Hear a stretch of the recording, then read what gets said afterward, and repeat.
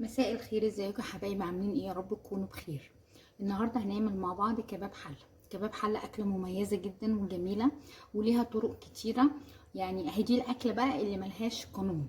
يعني عايزه تعملي اللحمه مكعبات صغيره، عايزه تعمليها كبيره، البصل ذات نفسه عايزه تقطعيه كبير صغير، هتعملي اللي انت عايزاه على راحتك، اللي يناسبك واللي تحبيه. اهم حاجه شويه توابل بسيطه، هنطلع احلى طعم. يلا نبتدي مع بعض. هنجهز مع بعض حلة على النار، هنسخنها كويس جدا. هننزل بمعلقة سمنة كبيرة وعليها حوالي معلقتين زيت.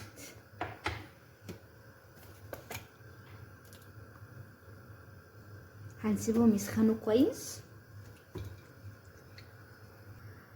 بعد كده هننزل عليها باللحمة المقدار اللي تحبيه. انا شغالة بكيلو.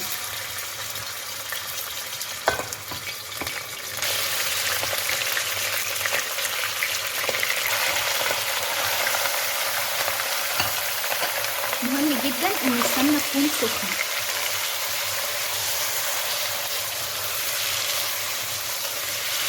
هنقلبها لحد ما اللحمة تاخد تشويحة كويسة.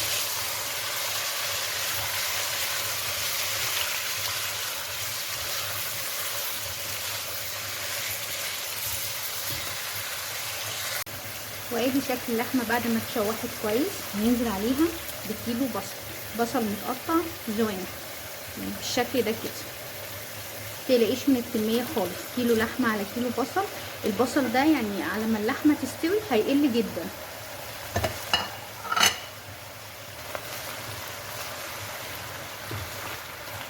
نقلبهم مع بعض.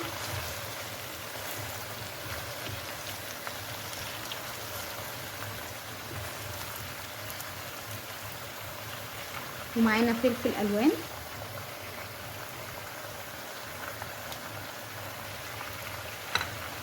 وكمان معلقه ثوم كبيره بالشكل ده كده.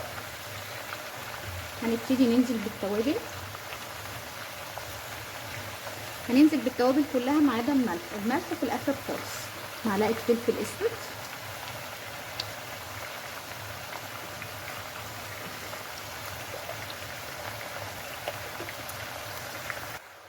سبع بهارات او بهارات لحمه، نص معلقه بابريكا، رشه جنزبيل ورشه قرفه واتنين حبهان. واخر حاجه معلقه سكر.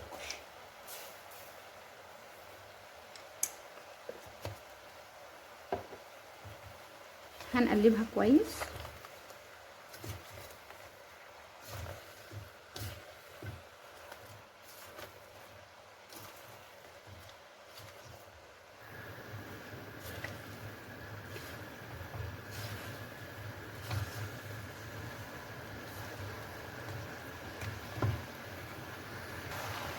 وطبعا مش هننسى جوز الطيب.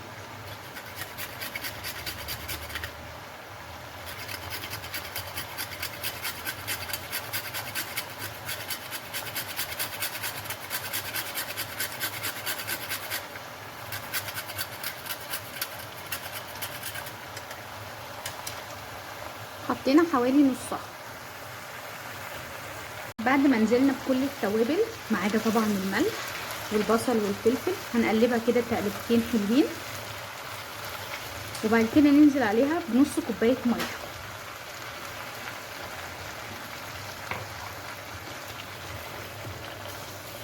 وهنهدي عليها النار خالص لحد ما تستوي.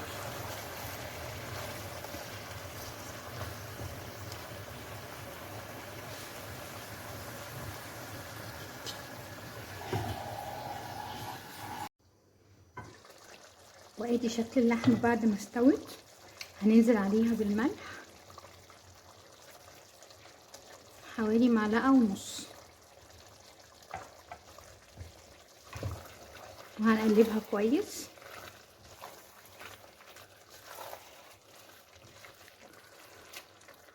وهسيبها تاني على نار هاديه حوالي نص ساعه. هي استوت بس انا عايزاها تبقى يعني دايبه معايا وانا باكلها، وكمان الصوص بتاعها ياخد لون اغمق من كده شويه.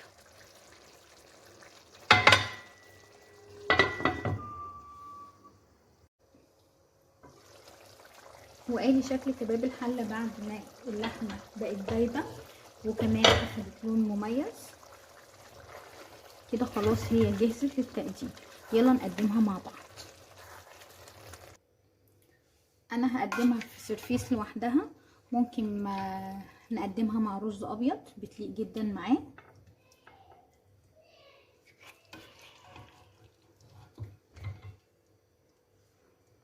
اهم حاجه الصوص ده يعني تحفه بجد، جميل جدا.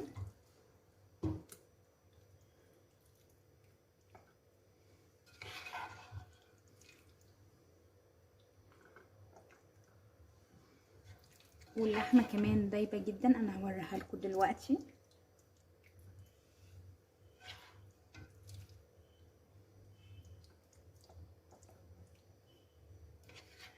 نحط حبه صوص.